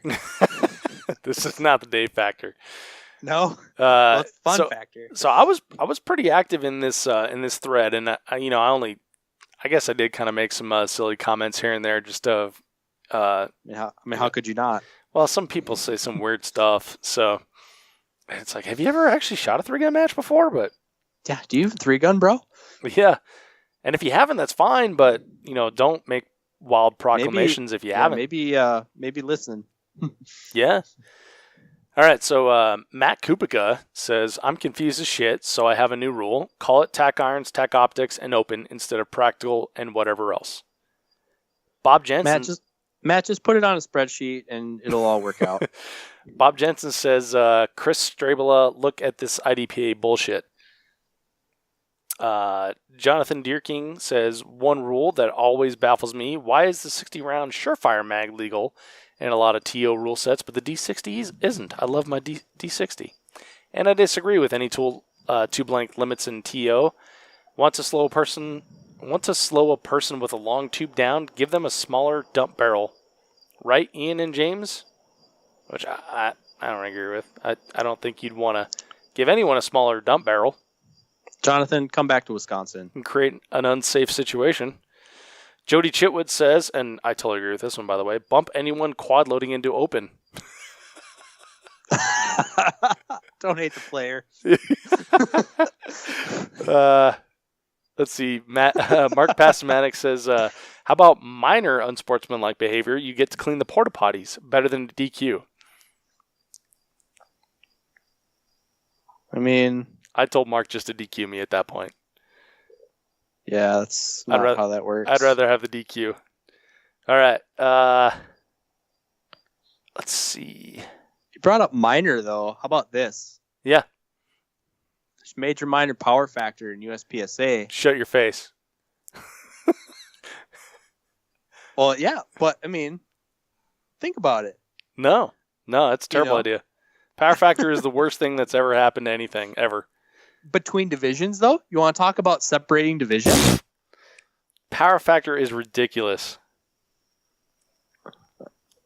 Is it though? That's a whole nother show. We're gonna have to table that one. Power factor on rifles, man. Well, on rifles, man. No, shut up. Okay, we're gonna. We'll have to do that I'm gonna get 76239 and blackout in here somehow. Oh man. Okay, we'll write that one. We'll write that one down for future shows, like we had before we started here. All right, Chris Put it Anderson. on the list. It's on the list. Chris Anderson says, I think there should be time added to the make ready for selfies and Instagram posts prior to the buzzer. # style points. I think Chris Anderson should shoot a match once in a while. I saw him at Generation 3 Gun last year, and now it's been one entire year that I haven't seen him at a match. He's probably drinking pina coladas with Jesse at his cabin. Fun fact, Chris Anderson, engaged to be married. He said that I'm his good luck charm because the podcast that he did with me, the interview he did with me, he told a young lady that he had just met, I got to go do this podcast thing, and then I'm going to dinner. And it made him sound, real professional and real important. And now he's going to marry her. Well, that has not worked for me yet. All right, Chris Stribla says, why don't we make every stage of Virginia count? Then you guys wouldn't have to worry about magazine length or how many rounds your shotgun holds. Badgering the shooter should be legal. That would show who the real talented shooter is. Boo that man. Greg Smith says, just here trying to bump the comment count to 1,000. Oh, and flamethrowers should be in a division. Noted. Yeah. Jeremy Moore says, I should read every comment to learn, but out of vacation days. Well, Jeremy, you're just going to listen to the show, and we'll have broken it all down for you in a concise 2-hour time slot. That's exactly what I told him in the comment. I'm like, cool, I'll just make a podcast for you, buddy. Kurt Gruber says, congrats on an epic Jesse thread, Dylan. I think it accomplished nothing but was entertaining. So, Kurt Gruber's my boy. He and some other great people put on a great match in Texas, but I would say that you should probably listen to all the comments in the thread because that's the customer base, right? Man, so if you think this thread accomplished nothing, you weren't listening. It's free market research, right? Yeah. Yeah. You got 1,000. Dylan asked one question and he got 1,000 comments on it of what people actually do want in a match. And granted, there's a lot of trolling and a lot of argumentative people who don't want to buy a $40 magazine tube because they need to have a 10 round instead of a 12 round or whatever, But people are just throwing out ideas on how to improve the game that we all love, right? Correct. Yeah. No, I mean, it's gonna get kind of loud and rowdy, because we're all here to have fun. But no, these are real discussions that we should have once in a while. Yeah.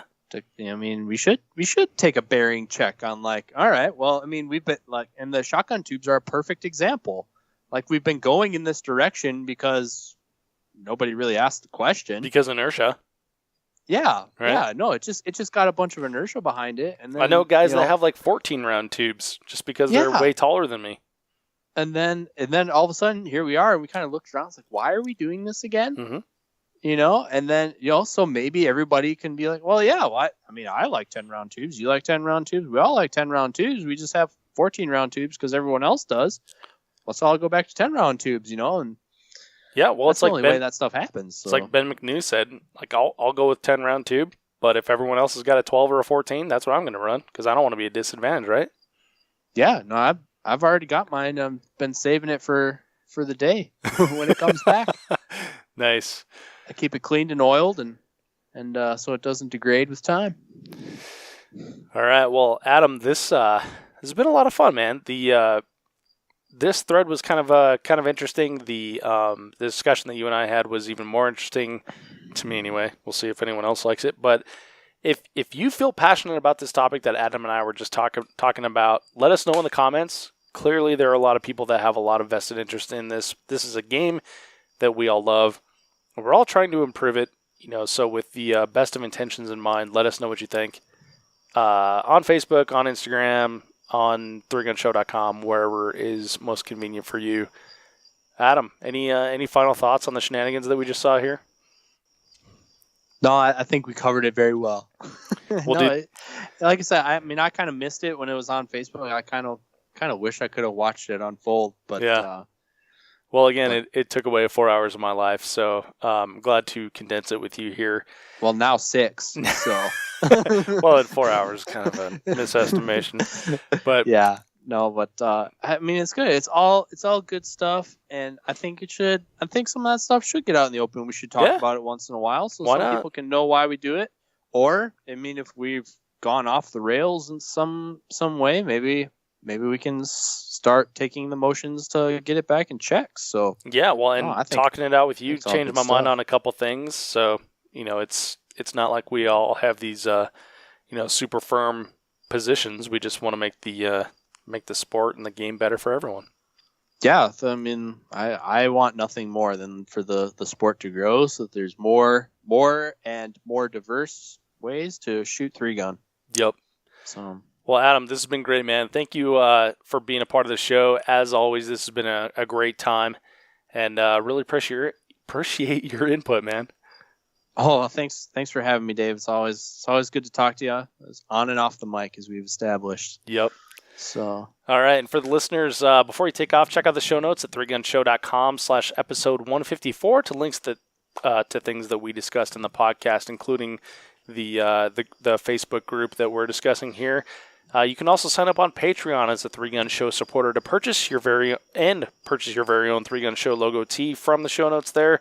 Adam has been on many Patreon shows, and we do all kinds of match recon stuff there. So if you enjoyed this, you will definitely enjoy that.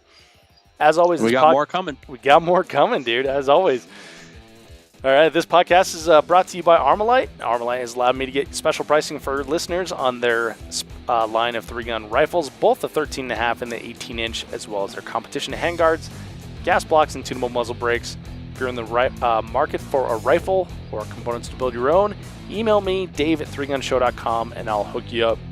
And a quick reminder that if you enjoy this podcast, subscribe in iTunes, Google Play, Podcast Addict, or wherever you get your podcast content, so you will always get the very latest. Thank you so much for downloading, listening, and subscribing to the show. I'm Dave Hartman, and I'll see you on the range.